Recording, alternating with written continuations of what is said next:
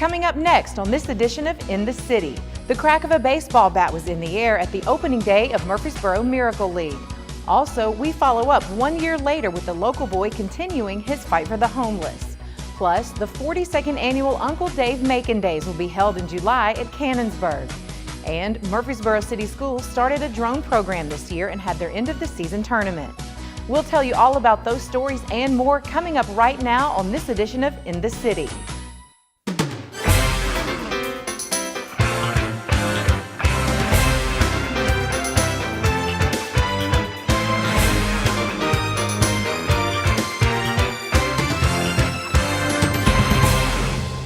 Welcome to another edition of In the City, your source for what's happening right here in the city of Murfreesboro. I'm Michael Linn White.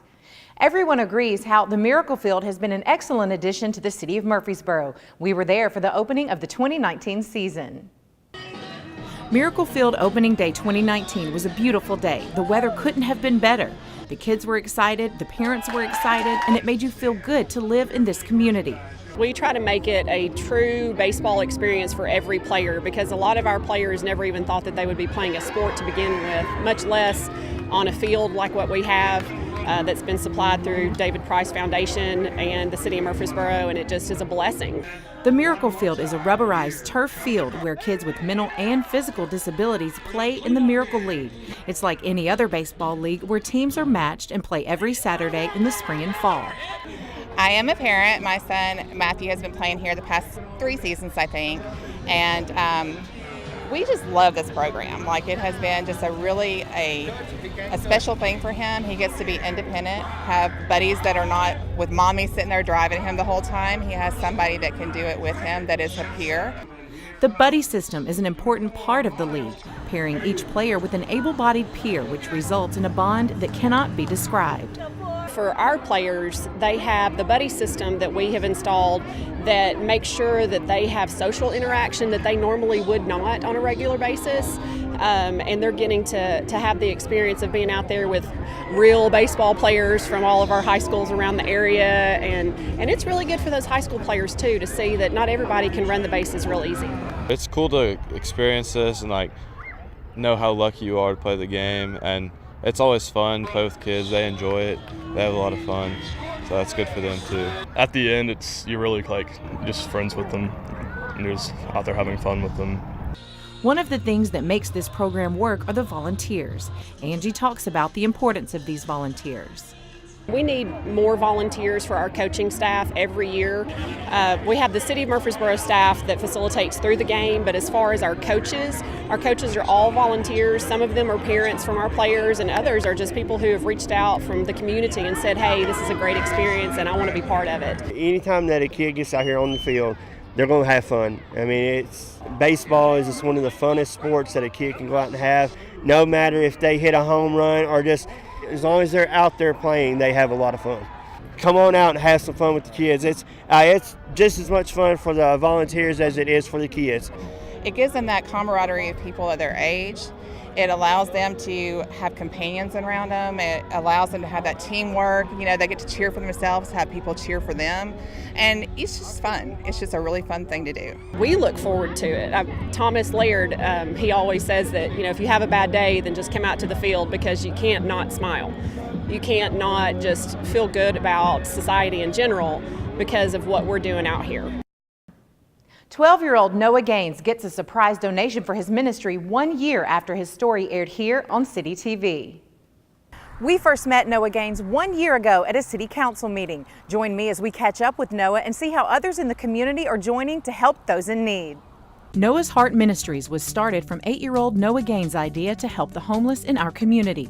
After Noah was invited to a May 2018 Murfreesboro City Council meeting to share about his work and lead the prayer and pledge, big things started happening. So the first time I met Noah was at council meeting, and I heard about his ministry. What was most important about his ministry was He was helping out in the community. He was doing something that most kids his age would never do. A story about Noah's Heart was produced here on CityTV, and soon after, Nashville media outlets came calling and wanted to know more about this young man doing big things. With all of the exposure, donations poured in, but since Noah's Heart operates out of a small room at his church, he was running out of space. After hearing Noah's story, Councilman Kurt Wade wanted to help. It inspired me to get to know Noah a little bit better and wanted to know what his needs were.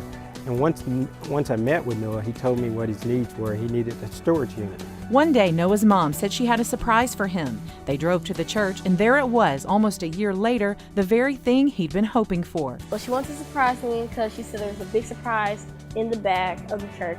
So I'm like, okay, so I walk back here, and when I see it, I was like, wow, what is this that I'm looking at? It's a giant shed. And like, I was so happy because it already has its floor, it already has like built in and all. And like all we need to do is just put some stuff in there and like put some bug stuff around and it'll be fine. But where did this shed come from? Local developer Brian Burns was so impressed with Noah's story, he wanted to help in any way he could. Well, first thing I thought was what an amazing little boy that is. I mean, there's not many grown men that have that sort of passion about something. So I was immediately interested as soon as I found out his age and what he was trying to do and wanted to help in some way. Months went by, and finally, as the project was ending, one of the first things Burns thought of was Noah's Heart Ministries. We redid an old house that was built in 1904 over here, and my real estate agent, Alve Hart, and myself had recently finished the house, and we had to get rid of the shed. Once we got rid of the shed, you know, instead of just tearing it apart and get rid of it, we thought it would be perfect for Noah. Burns delivered the shed personally and says Noah's passion for his community is something special, especially for someone so young. I did it more because I was more passionate about Noah and how passionate he was about his charity. I have charities I'm very passionate about too, but it was just, to me, it was just very rewarding to see somebody his age just to be as passionate as he is about his project and his charity. Noah, his family, and his church are extremely grateful that others are willing to help, and now with all of the extra space, Noah's Heart Ministries can continue to grow. But I'm just so happy that someone was just nice enough just to give me this big shed to donate for my ministry. Noah, now 12 years old, says he's excited about the future for his ministry and everyone it will help. Uncle Dave Macon Days held a press conference to announce the lineup for the 42nd festival held at Cannonsburg Village. On behalf of Gloria Christie, our president of the Uncle Dave Macon Board and the Board of Directors, I'd like to welcome you here to our press conference to announce the 42nd year of Uncle Dave Macon. Yeah. I mean, really. Yeah. For us, it's about good Americana music. For us, it's about God. It's about a lot of these sorts of things. And we want you to know that this year is going to be as strong as ever. The little sliver of life that we call Uncle Dave Macon Days is our way, our humble way of preserving something, we call it the roots of music, the roots of Americana, and that's what we're all about. We're always delighted to have the entertainment, the world-class acts that we have that come to Uncle Dave Macon, and certainly it's always a delight to have all of our community come out and get together and just enjoy seeing each other again, because sometimes it's visiting with people and old faces that we only get to see during Uncle Dave Macon Days that makes this time so special. Cannonsburg, we're so lucky to have that in our community, and we truly feel that it's just such a great place to be able to host Uncle Dave Macon Day Festival. We would not be here today if it weren't for our founder, Jesse Messick. His family's here. It was Jesse's vision to bring old-time comedy, and also it was the economic impact. And for the downtown area, he always thought of downtown, always thought of Rutherford County. I'm just so proud and humbled by it. From MTSU, Go Blue, the current announcement about the Heritage Cultural Major, which will begin fall of 2019. Yes. On the Saturday of Uncle Dave Macon Days, we will be on stage. We will have our string players on stage with Balsam Ridge, and we are so excited about this. It's time in this community that we start bringing together the different arts and the different genres of music and drama and in all of these things together. And so we are happy and thrilled to be a part of it. Friday evening, the Jake Lake Stompers, a young artist called Zach Top, who I promise you will probably be the next George Strait. Dave Atkins, Pole Ramblin' Boys, Rhonda Vincent and the Rage, and the Trailblazer Award for this year will be the Malpass Brothers, who is a Texas swing, country, rock kind of band, but they are fantastic, and they are doing great things with their music. On Saturday, the Glade City Rounders will start us off. Grass Time, who is another local band for us, Uncle Sheffalo. They will go on right before the Isaacs, and then Balsam Range, who is our Heritage Award winners this year, and they have done incredible work in roots, old time, and bluegrass music for years, even though they're a new band. Every one of those players are a who's who in the music industry. And for the second year in a row, we'll have the Cleverleys again close us out this year. I'm a huge fan. We are excited to be back, and this show is going to be bigger and better than ever. And we've got a whole stable full of brand new material. We just recorded a new album, so we're really excited to be here. Thank you for having us. Thank you so much for being here. What a wonderful crowd. What a wonderful time. It's going to be such a super festival, and we want you to help us just get the word out there. And I'm going to sign out here. God bless. See you at the festival. Murfreesboro City Schools started one of the only drone programs in this area this year, and it was a big hit with students and teachers. Well, today at Overall Creek, we're having our first drone racing championship. We had drone racers from every school around the district who got involved. We've had races during the year, and this is our championship one. So what we're trying to do today is find out who's going to take home the championship trophy. We also have medals for the first, second, and third place teams. So it's really been exciting to watch this develop. Of course, this is the first year we've ever done it, so the kids are all new at it. So we have some kids who are really good. We have other kids who are just learning how to do it. So it's a big mix. We've invited some people from another school district who are the first certified drone pilots in the high schools, and they've come today to help us be judges. We were invited to come on out and be judges and to just also fly our drones. I have students here that are certified drone pilots. We came as basically a promoter of the UAS class at Nolensville High and the upcoming classes presumably across the nation, because we're one of the first. So we thought it'd be a good thing to come and support the younger kids doing drone racing.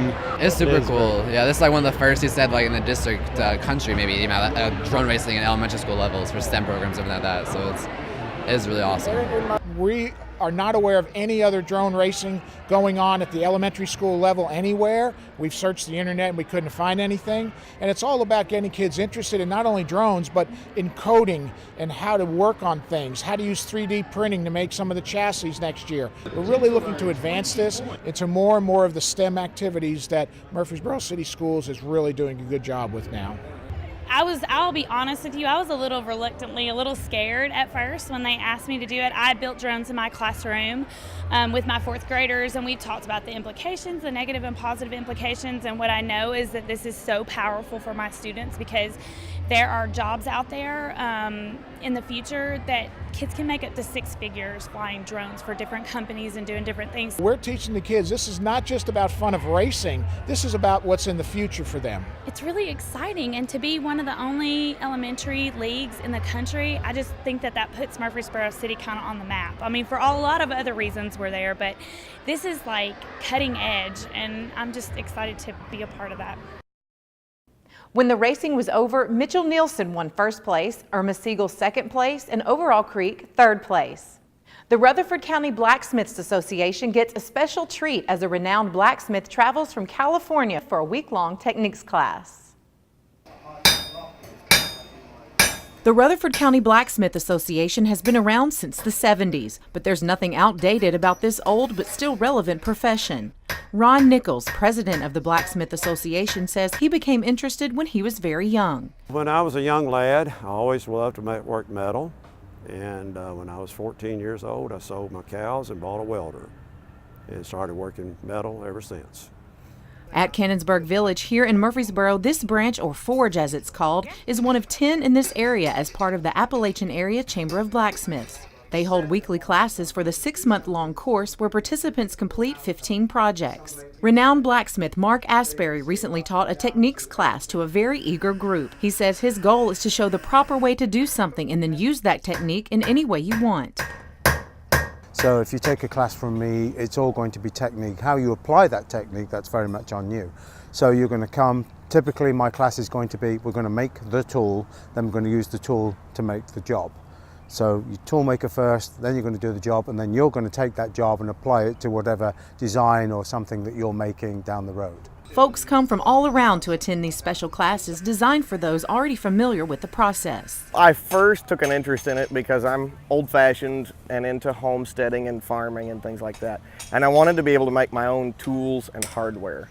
I was really curious about the processes involved in making those things and how our ancestors did it.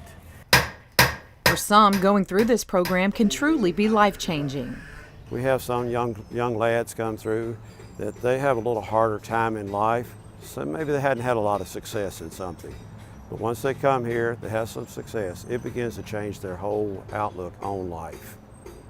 There's currently a wait list for the program, but those involved say if you think you might be interested, go for it and stick with it. You're not going to know how you're going to like it unless you try it. And I think anybody, anything that anyone has an interest in, they should definitely try it out and see if it's for them or not. But don't get discouraged if it's hard when you start. Stick to it. Anyone 16 or older can participate. If you're interested in learning more, go to rcbablacksmiths.org. Reporting for CityTV, Michael Linn White. The Washington Theater inside Patterson Park comes alive as the production of High School Musical Junior takes the stage. Patterson Park Community Center is much more than a sports facility. Tucked away inside is the state-of-the-art Washington Theater with their latest production, High School Musical Junior.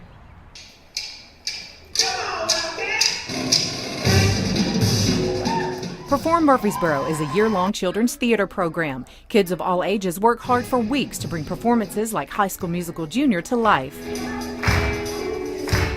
The program is much more than acting. These kids learn skills that are useful in many areas of their life. We try to teach children a lot of soft skills such as choreography, self-confidence, team building skills, music skills, and teaching them how to speak in public.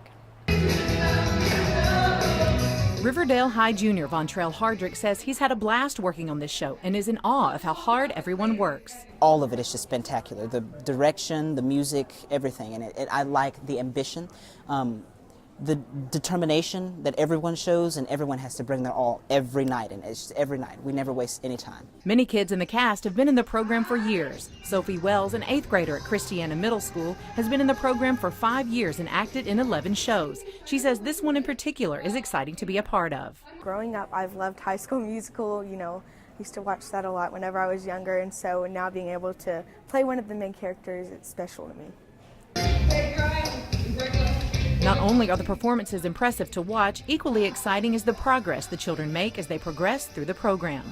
We have kids that start that can't even audition. They're up there and they're shaking, and sometimes they get really nervous, and then to see them progress over even just one 6-week long rehearsal schedule and be able to get on stage and enjoy it and laugh and engage with the audience and be able to do that is huge. Perform Murfreesboro costs $25 to join for the year. Auditions are free and open to any child 6 years old to high school senior. Financial assistance is available for those who qualify. For more information about Perform Murfreesboro, check out www.murfreesborotn.gov. Reporting for CityTV, Michael Linn White. City officials get their first look at the inside of the brand new Murfreesboro City School, Salem Elementary. City of Murfreesboro officials got their first glimpse of the city's newest school, Salem Elementary, located on the corner of Veterans Parkway and St. Andrews Drive. It will open for the fall 2019 school year. It's the Murfreesboro City Schools' 13th school. It sits on 27 acres. It's 140,000 square feet and a 2-story structure. The size of the school has had incoming kindergarten parents concerned about their kids getting lost. The school's principal addressed this concern while he led the tour. I get a lot of questions from kindergarten parents specifically because from the road, it looks like a huge building. So what I always point out to parents is, with the 2-story design and the way they build this building, you have one hallway. We have the office, we have the cafeteria, library, gym, and then kindergarten and first grade classrooms. So if you're a kindergartner, you never go upstairs. This 2-story design, it feels a lot smaller than it actually is. This is obviously the gym. Bleachers are on this side, and the floor will go in. One of the things that's great about the gym is the size of the opening on the stage. The capacity at the bleachers is like 693, I think is the last time I read. We have chairs, we can do another 600 on the floor. So I can get 1,200 parents in here for performances, for kindergarten graduation, for drama, for choir. With the 2 dividers and the extra space, if you push the bleachers in, you can drop both curtains and you can have 3 different activities going on for our ESP program at one time in the gym. We call it the support wing. So your art class is going to be on here, but also we have a few regular classrooms, but we also have our special education classrooms. So we'll have, starting out, 2 comprehensive development classrooms here in the building, which is for our most at-risk students, students who may be wheelchair bound, have severe disabilities that require more attention. You'll notice the small room, it's an observing room. So if a kid needs evaluation, they can go in there and be observed. You'll notice there's a full bathroom in these with showers, because sometimes those kids do need to be showered off. There's no bathrooms on this hallway. So in between every classroom is a cubby room with cubbies for the kids instead of lockers, and then there's an individual bathroom between each classroom. I'm most excited about this courtyard. We have basically 5-6 courtyards that put picnic tables in, put some stuff where they can do some stuff outside. So all the car riders will be dropped off here. ESP, they will be housed here. And again, what I tell kindergarten parents who are concerned about a big school, they get dropped off here. Their classroom is right here. On our property is a large pond, wetland area. Love to see an outdoor classroom out there, but it's natural, it's on our property. It's gonna be great.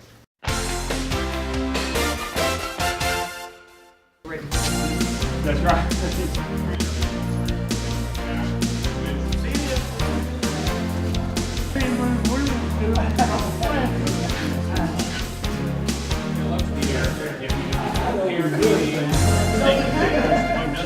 Thank you for coming. As I said, we're very excited. 3 things that we want to do this year, and that's engage, excel, and empower. Dr. Gilbert has really been challenging us as a district to make sure our kids are ready for jobs of tomorrow, and so that's what we're starting at in elementary school. We want to engage our families. I've told every parent that I've met that our job is we want to enroll that family into this school, not that student. That second part is excel. Make sure our kids are excelling, make sure our teachers are excelling, and make sure that we are breeding a spirit of going above and beyond. And finally, the last part is empower. That's what we're going to be about here. We're going to empower our kids, make sure they're ready for that job of tomorrow. And I want Salem to be a really positive part of every family story when their kids graduate and they look back. And with a space like this, we're going to be able to do all 3 of those things and do it really, really well here. Hundreds gather on the Civic Plaza to honor victims of child abuse and those who fight for them at the annual Hometown Heroes event benefiting the Child Advocacy Center. On the Civic Plaza in front of City Hall, a large crowd gathers for a special event. We are here for the Hometown Heroes Walk for Children, and we are raising funds to support services that help children who've been abused. Hometown Heroes is the largest fundraiser for the Child Advocacy Center. Law enforcement agencies from around the county participated along with members of the community. City and county leaders presented awards to those who work hard to bring justice for child abuse victims. Over 400 people participate in the walk from City Hall to the Child Advocacy Center. Organizers say events like this are important for children to see that their community really does care. I think it's wonderful when all of these people come out, because children in our community will see it on CityTV and know that the community supports children who've been abused. For more information on the Child Advocacy Center and how you can donate or volunteer, go to carutherford.org. Reporting for CityTV, Michael Linn White. Murfreesboro Police want to get to know you, and what better way to do that than over a cup of coffee? Murfreesboro Police is always looking for ways to engage with the community, and with the Coffee with the Cop event, they are able to do just that. My team has always talked about how we can give back to the community, and this is one of the things that Starbucks has talked about that we can do to give back. The event encourages the community to interact with law enforcement in a relaxed environment and get to know them on a more personal level. People from the community came out to visit with the officers and even gave them homemade gifts. Lieutenant Gary Carter says events like this are important to show that police are just like them, and hope that more and more will come out and support them. This is a good way to build rapport with the community and just connect with everybody. So, so they can feel at ease with this. Let everybody know that, we're just people just like everybody else. Starbucks on Memorial Boulevard was kind enough to host and hopes to have more in the coming months at different locations. This is our chance to get to meet and greet with them, and also have people from the community if they want to come and talk with them. With coffee mugs and snacks on hand, it's a great way to mingle with officers, and they say it's always a treat when they can show the public they're just like us. We want the community to see that we're here for them. It's not about us, it's for them, and that's what we're here for. For more information on Coffee with the Cop, ask the Starbucks nearest you or the Murfreesboro Police Department's Facebook page. Reporting for CityTV, Michael Linn White. The Main Street Market is back on the public square. Saturday, June 1st, kicked off the 2019 season. Every Saturday through October, you can get fresh vegetables from local farmers in the area, along with a lot of other products. Get there early to get the best selection. Still going on is the Rutherford County Farmers Market every Tuesday and Friday from 7 a.m. to noon at the Lane Agri-Park, located at 315 John Rice Boulevard through October 29th. June 8th and 9th is the Great Tennessee Air Show at the Smyrna Rutherford County Airport from 8 a.m. to 4:30 p.m. Tickets for adults are $35, children $20, and children under 3 are free. Saturday, June 15th is the Juneteenth Celebration from 9 a.m. to 2 p.m. at Bradley Academy Museum and Cultural Center. This year's theme is Breaking the Chains, celebrating our legacy. And also starting in June is Movies Under the Stars, going on through July 27th. Each week, a new movie will play on a big screen. Here's where you can catch one of the free movies. Monday, Bartfield Crescent Park, Pavilions 1 and 2. Tuesday, Civic Plaza. Thursday, Richard Siegel Neighborhood Park. Friday, Cason Lane Trailhead. And Saturday, Fountains at Gateway. Movies start at 8:30 and are free. You can get the complete list at www.murfreesborotn.gov/parks. Well, that's it for this edition of In the City. As always, for more information about the city of Murfreesboro or any of the stories you've seen here, you can always visit our website at www.murfreesborotn.gov. And if you want to see one of the stories that you've seen today or catch up on some of the latest city news, you can always visit the City of Murfreesboro's YouTube channel. Before we leave, we would like to share some of photographer Jim Davis's great pictures from opening day of Boro Beach Outdoor Pool. The weather was hot, but the pool was cool. I'm Michael Linn White, and until next time, we look forward to seeing you in the city.